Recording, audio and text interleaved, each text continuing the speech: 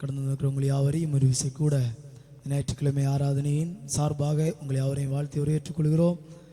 ஆமென். வசனத்தின் முதலாவது வசனம் சொன்னதைப் போல கர்த்தரை துதியுங்கள், அவர் நல்லவர், அவர் கிருபை என்றும் உள்ளது. அப்போ நமக்கு இந்த மாதங்கள் முழுவதுமாக, இந்த நாட்கள் முழுவதுமாக தேவன் நமக்கு எப்போதும் நல்லவராகவே இருக்கிறார். ஹல்லேலூயா. ஆமென். நமக்கு ஒருவேளை நாம் இந்த ஆலயத்தில் வரும்போது துக்கத்தோடு, வேதனையோடு, மன பாரத்தோடு நாம் ஒருவேளை இந்த இடத்துல வந்திருக்கலாம். வேதத்தில் பாருங்க, அன்னாள் தேவாலயத்தில் எப்போது போகிறாளோ அழுகையோடு கூட போகிறாள். ஆனால் தேவாலயத்திலிருந்து வெளியேறு வரும்போது அவள் அழுகையோடு வரவில்லை, அவளுடைய அழுகையை தேவன் ஆனந்த களிப்பாக மாற்றினார். ஹல்லேலூயா. அப்போ நானும் நீங்களும் இந்த இடத்துல தேவனை ஆராதித்து விட்டு அவன் திரும்ப வீட்டுக்கு போகும்போது, அவன் நம்மை ஆராதனைக்கு வரும்போது ஒருவேளை ஜனங்க பார்த்துட்டு சொல்லியிருப்பாங்க, இவன் தினந்தோறும் ஆராதனைக்கு போய் இவனுக்கு என்ன பயன் என்று சொல்ல ஜனங்கள் நாம் திரும்ப வீட்டுக்கு போகும்போது சொல்ல வேண்டும், இவன் ஆராதித்த பிறகு இவனுடைய வாழ்க்கையில் ஒரு மாற்றம் சம்பவித்தது என்று சொல்லி. ஹல்லேலூயா.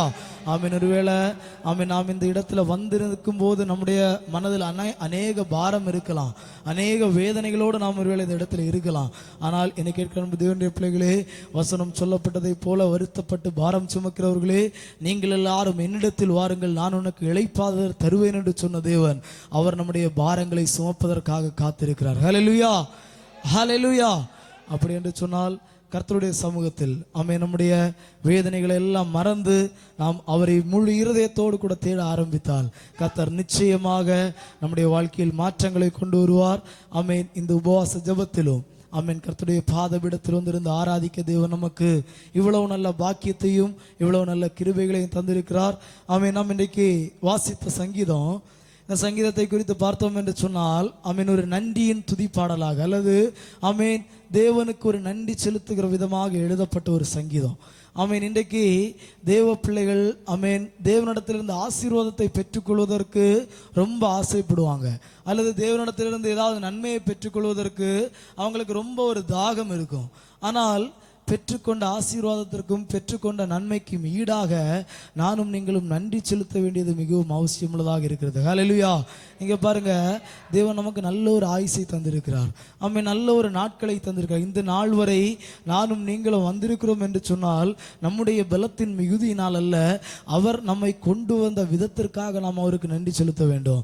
ஒருவேளை அநேகருக்கு உள்ள சில காரியங்கள் நம்முடைய வாழ்க்கையிலும் இல்லை என்றாலும் கூட கர்த்தர் கிருபையால் ஒவ்வொரு நாளையும் கடக்க வைத்து கொண்டிருக்கிறதை நினைத்து நானும் நீங்களும் அவருக்கு நன்றி செலுத்த வேண்டும். ஹல்லேலூயா.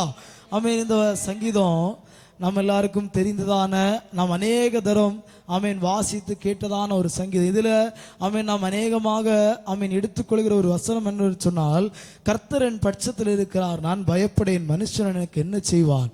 ஆமென். இன்னும் அடுத்ததாக சொல்லுவோம் என்று சொன்னால், மனுஷனை நம்புவதை பார்க்கிலும் கர்த்தர் பேரில் பற்றுதலாய் இருப்பதே நலம், பிரபுக்களை நம்புவதை பார்க்கிலும் கர்த்தர் பேரில் பற்றுதலாய் இருப்பதே நலம்.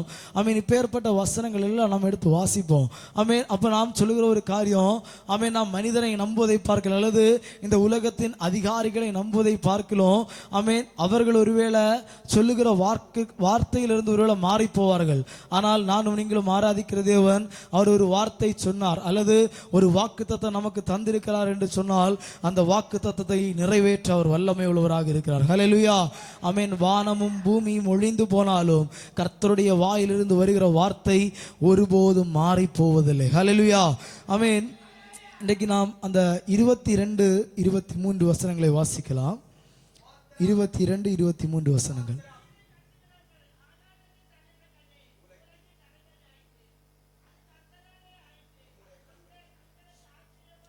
வசனம் சொல்லுகிறது, வீடு கட்டுகிறவர்கள் ஆகாதென்று தள்ளின கல்லே மூளைக்கு தலைக்கல் ஆயிற்று என்று சொல்லி. ஹல்லேலூயா. ஆமென். என்னை கேட்கிற அன்பு தேவனுடைய பிள்ளைகளே, இன்றைக்கு ஆமென் நாமும் கூட ஒருவேளை ஒரு தனிமையாக்கப்பட்ட நிலைமையில ஒருவேளை இந்த இடத்துல இருக்கலாம், அல்லது யாருமே ஆமென் என்னை விசாரிக்க இல்லை என்று சொல்லி ஒரு வேதனையோடு கூட நாம் இந்த இடத்துல இருக்கலாம். அப்போ இன்றைக்கு ஒரு உற்சாகப்படுத்துவதற்காக அல்லது நமக்கு ஒரு நம்பிக்கையை கொடுப்பதற்காக கர்த்தர் நம்மை பார்த்து சொல்லுகிறார், ஆமென் வீடு கட்டுகிறவர்கள் ஆகாதென்று தள்ளின கல் மூளைக்கு தலைக்கல் ஆயிற்று. அது ஒரு மனுஷனால் உண்டானதல்ல, வசனம் தெளிவாக சொல்கிறது அது தேவனாலே உண்டாயிற்று என்று சொல்லி. ஹல்லேலூயா. அப்போ இந்த மூளைக்கல்லை குறித்து பார்த்தோம் என்று சொன்னால், அப்போ இந்த காலகட்டத்தில் நாம் எல்லாரும் மூளைக்கல் என்று சொல்வது ஒரு வீடு கட்ட தொடங்குவதற்கு முன்பதாக அடிஸ்தானமாக போடுகிற ஒரு கல்லை தான் மூளைக்கல் என்று சொல்லுவோம்.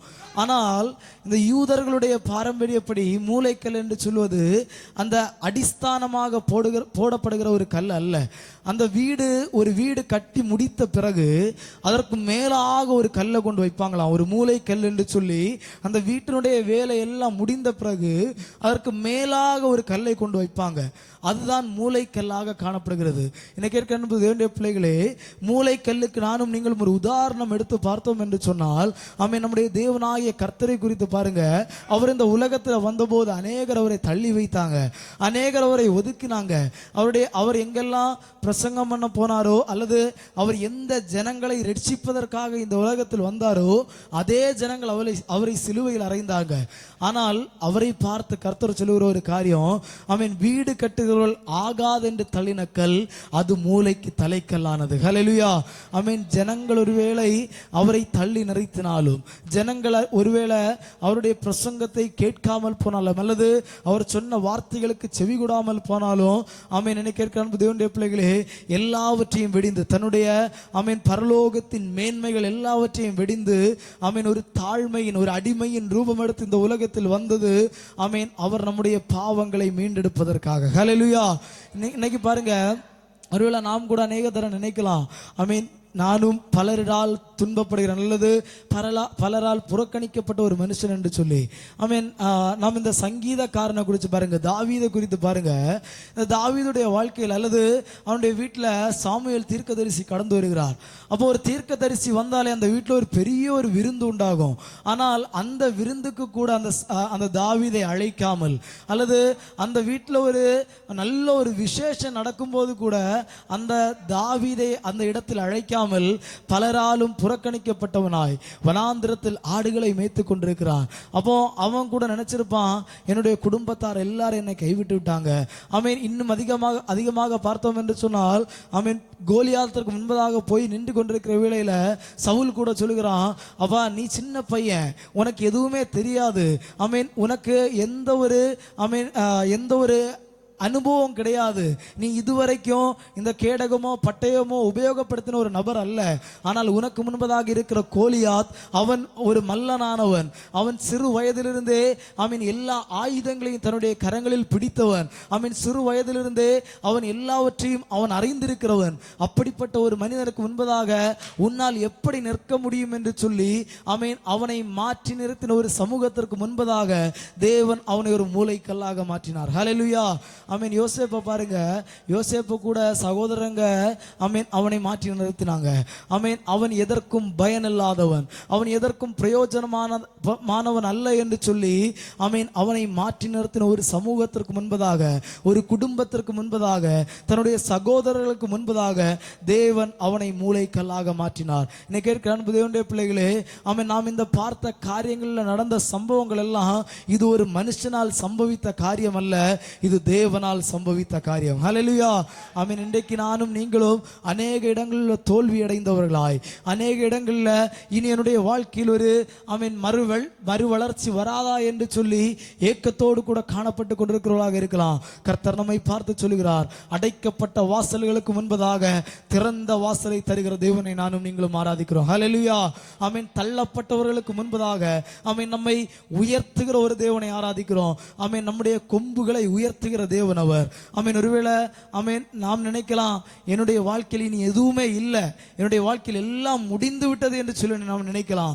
ஆனால் நம்மை பார்த்து ஒரு ஆறுதலின் வார்த்தையாக, நம்மை பார்த்து ஒரு தேற்றுகிற வார்த்தையாக நம்முடைய தேற்றரவாளனாகிய தேவன் நம்மை பார்த்து சொல்கிறார், யார் நம்மை தள்ளினாலும், ஒருவேளை நம்மை பெற்ற தாய் நம்மை மறந்து போனாலும், சிங்க குட்டிகள் தாழ்ச்சி அடைந்து பட்டினியாயிருக்கும், தேவனை தேடுகிறவர்களுக்கோ ஒரு நன்மையும் குறைவுபடாது. ஹல்லேலூயா.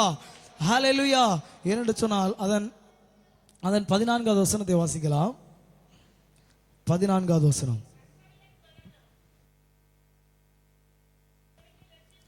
ஆமென். வசனம் 13வது வசனம் கூட சொல்கிறது, நான் விழும்படி நீ என்னை தள்ளினாய், கர்த்தரோ எனக்கு உதவி செய்தார். கர்த்தர் என் பலனும் என் கீதமுமானவர், அவரே எனக்கு ரட்சிப்புமானவர். ஹல்லேலூயா. அப்போ ஒரு மனுஷனுடைய வாழ்க்கையில அல்லது ஒரு கிறிஸ்தவனாக தேவனை ஆராதித்து கொண்டிருக்கிற நம்முடைய வாழ்க்கையில ஒரு திட நம்பிக்கை வர வேண்டும். நம்முடைய வாழ்க்கையில ஒரு உறுதி இருக்க வேண்டும்.